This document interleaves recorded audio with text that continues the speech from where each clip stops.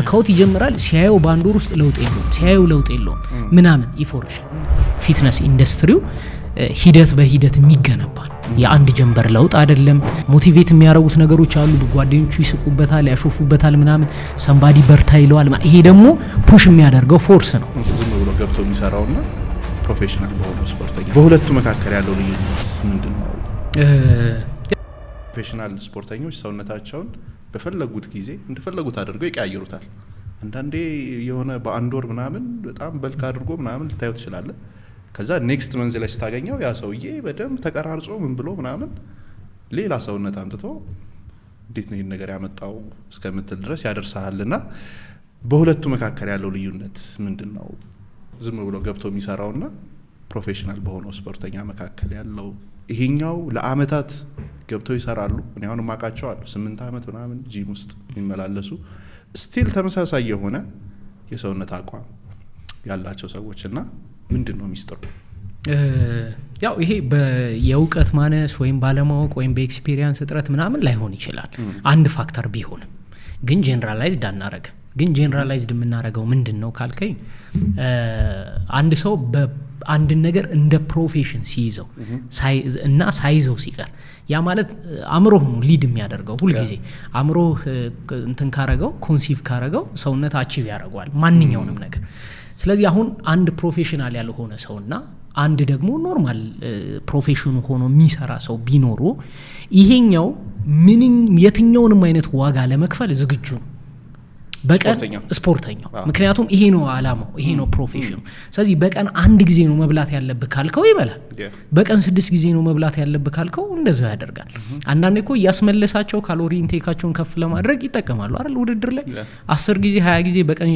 በሰዓታት ውስጥ ሽንት ቤት ልትሄድ ይችላል ለሽንት ለምን ያንን ሰውነት ለማምጣት ቅርጹን ለማስጠበቅ ውድድር ሲደርስ ሰውነት ውስጥ ያለውን ውሃ ለማስወጣት ስለዚህ አሁን ይሄ ልዩነቱ ምን ጋር ነው ካልከኝ ያንን ነገር ለመፈጸም ያላቸው የአእምሮ ዝግጁነት የአእምሮ ዝግጁነት ካለና አጠገብህ ጥሩ ባለሙያ ካለ ፕሮፌሽናልም እኮ ሆኖ ብዙ እየለፋ ብዙ ለውጥ የሌለው ሰውም እኮ ሊኖር ይችላል ስለዚህ በእውቀት ላይ ወይም በሳይንስ ላይ ተመሰረተ ፕሮፌሽናሊ ጋይድ የሚያደርግ ከዛ ደግሞ ያንን ለመፈጸም አንተ ያለህ ደግሞ ዴዲኬሽን በጣም ማተር ያደርጋል በጣም አንዳንድ ጊዜ ክላይንቶች ሆነው በጣም የሚገርም ትራንስፎርሜሽን እኮ የሚያሳዩ ሰዎች አሉ ያ ማለት በጣም ዴዲኬትድ ሆነው ምንም ይሉ እና አንዳንድ ጊዜ እንደውም ብዙ ትሬነሮች ጋርም እንደዚህ ጋይድ ስታረግ ምን ስታረግ ታየዋል 10 ክላይንት ኖሮት 5ቱ በጣም ቤስት ፐርፎርም አድርገውለት 5ቱ ደግሞ ፌል ሲያደርጉ ታያል ያ ማለት የሰውየው ችግር አይደለም ስለዚህ ይሄ ሊድ የሚያደርገው እንደ ፕሮፌሽን እንደ ሜንታሊቲ ነው ሌትስ ሴይ እኔ ምንም ስለ ንግድ ስለ ካፒታል ማርኬት ምንም ነገር ሳላቅ የሆነ ነገር ሽጥ ብለህ ወይም ደግሞ የሆነች ገበያው ላይ የሆነ በጣም የሚፈለግ እቃ አይቼ ንግድ ላይ ገባውበት በጣም ዴዲኬትድ የሆነ ለብዙ አመታት ደግሞ የሚሰራ ነጋዴ የሁለታችን አቺቭመንት እኩል ሊሆን አይችልም በተአምር ለምን የዛኛው ሰውዬ ማይንድ ሴት የተሰራው ለንግድ ነው የዚህኛው ሰውዬ ደግሞ ምናልባት ያቺን ነገር ለማከረው ስለዚህ አንዳንድ ሰው እንደ ጂም ከሰዎች ጋር እንደመገናኛ ሊያረጋው ይችላል አንዳንድ ጊዜ ለአእምሮ ሳቲስፋክሽን የሚሰራል ባይዘው ያ ማለት ይበላል ይጠጣል ምናምን እንደፈለገ ይኖራል ግን እየሞትኩ አይደለም ወይም ጤነኛ አልሆንኩም የሚል ነገር እንዳይኖረው ብቻ ጂም ለ8 አመትም ለ9 አመትም ይመላለሳል አንዳንድ ጊዜ የሚገጥሙኝ ሰዎች አሉ በቃ መታው ብቻ ሃይ ብለው ምናምን ዝም ብለው ትሬድ ሚሉ ላይ ብቻ ነካነካ አርገው የሚወጡዋል ስለዚህ እነዚህ አሁን የሚሰሩት ለማይንድ ለማሳመን ብቻ ነው ስለዚህ አለው በቃ ቢያንስ ስለዚህ ምንድነው ያ ነገር ነው ማይንዳችን ነው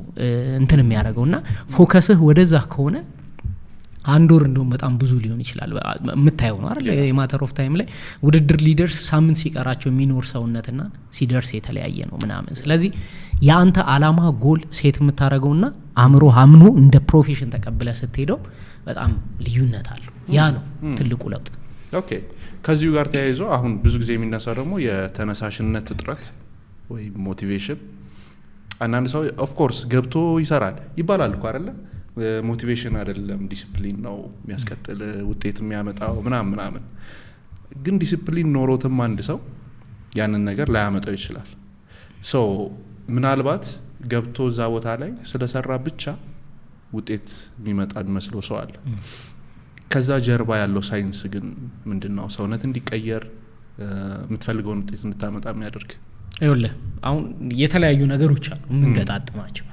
የመጀመሪያው ሳይኮሎጂካል ፋክተሮች አሉ። ሳይኮሎጂካል ፋክተሮች ለምሳሌ አሁን ቅድም ዲሲፕሊንና ሞቲቬሽንን አንስተሃል። ግን ዲሲፕሊንም ኖሮ ሞቲቬሽንም ኖሮ ላታሳካው ትችላለህ።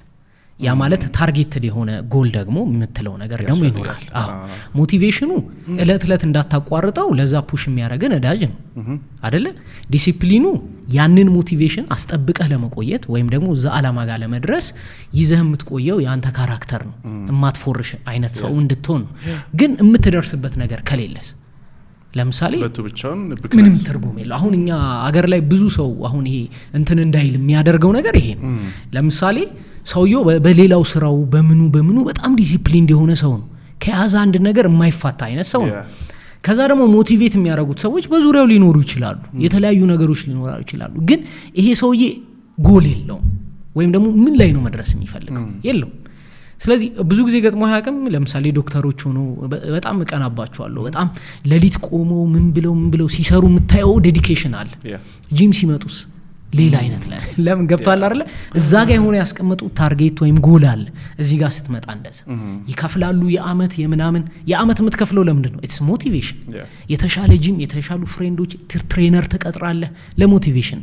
ግን ከወር ከሁለት ወር በኋላ ይለ ከፍዬ ነበር ነው ወይ እኔ እኮ ምናምን ነው የምትለው። ይሄ ዲሲፕሊን አይደለም። ዲሲፕሊንማ ሰውየው በሌላ ዘርፍ አለው። ሞቲቬሽንም አይደለም። ግን ተጨባጭ የሆነ ታርጌት ወይም ጎል የለውም። ስለዚህ ማንኛውም ስራ ከመጀመሪያው በፊት ወርክአውትም ይሁን ምንም ነገር ለምንድን ነው የምሰራው ማለት በቃ ለምንድን ነው የምሰራው? ይሄን ነገር ካመንክበት ችግር የለውም። ዲሲፕሊኑ አንድ ሰው ለዛ ነገር ለማምጣት አይቸገርም። ለምን ይሄ ዲሲፕሊን ስሩ ታይም ዴቨሎፕ ያደረከው የምትሄደው ነገር ስሩ ታይም ገብቷል። አሁን ለምሳሌ አንድ ወታደር አለ ልበል። ይሄ ሰውዬ ወደ ውትድርና ሲገባ ሰውዬው በጣም የተዝረከረከ ላይፍ ያለው ነው ምናምን አፍተር ኦል ወታደር ሆኖ ከጨረሰ በኋላ ምን አይነት ሰው ነው የሚሆነው? በጣም ዲሲፕሊን እንዲሆነ። ዲሲፕሊኑ ከየት የመጣ ነው? ተሰርቶ ነው የመጣው። ገብቷል አይደል? ዲሲፕሊን እየሰራው የምትመጣው ነገር ነው። ስሩ ታይም የምታመጣው ነገር ነው። ያቺ ስሩ ታይም የምትመጣው ዲሲፕሊን እንዳትቆም ነዳጅ ያስፈልጋል። ፊውል በየጊዜው ሞቲቬሽን እስከ መጨረሻው ያዘልቅ። ግን የተወሰነ በየጊዜው እየለኮሰ ይሄዳል። ግን ዋና ዛ የሚያደርስ ግን ምንድነው? ኢትስ አላማህን አንዴ ታርጌት አድርገህ ካስቀመጥክ እዛ አላማ ጋር መድረስ አለብኝ ብለህ ካሰብክ አንተ በየት እንኳን ለመድረስ ላታቀደው ትችላለህ፣ ግን መድረስ አይቀርም። ስለዚህ የሆነ እንደዚህ ታርጌትድ የሆነ አላማ ይመስለኛል። ስለዚህ አሁን ይሄ አንደኛው ሳይኮሎጂካል አስፔክቷ እቺ ናት። ኦኬ። ሁለተኛው ደግሞ ከሳይኮሎጂካል አስፔክት ደግሞ መሬት ላይ ስትወርድ ደግሞ የምታገኘው ሪል የሆነ ነገር ደግሞ አለ። ያ ማለት ለምሳሌ ስፖርት ወይም ደግሞ የሰውነት ግንባታ አጠቃላይ ፊትነስ ኢንዱስትሪው ሂደት በሂደት የሚገነባ ነው። የአንድ ጀንበር ለውጥ አይደለም። የአንድ ወር የሁለት ወር ለውጥ ላይሆን ይችላል። ያ ብቻ አይደለም። አመት ሰርተኸው አንድ ወር ብትፎርሽና ላይፍ ስታይልን ብታዛባ ደግሞ ተመልሰ ከድሮ የባሰ ውስጥ ልትገባ ትችላል። ገብቷል አይደል? ስለዚህ መሬት ላይ ያለውን ሳይንስና መሬት ላይ ያለውን ነባራዊ ሁኔታ ደግሞ አንደርስታንድ ማድረግ ያስፈልጋል። አንዳንድ ሰው ለምሳሌ የኔ ጎል ጤናማ መሆን ነው፣ ስቤን ይሄን ነገር ማቅለጥ ነው ምናምን ጎል ታርጌት አስቀመጠ። ይሄን ያህል ኪሎ መግባት yes ከዛ ደግሞ ያንን ለመፈጸም ዲሲፕሊን አለው ወይ? አዎ አለው።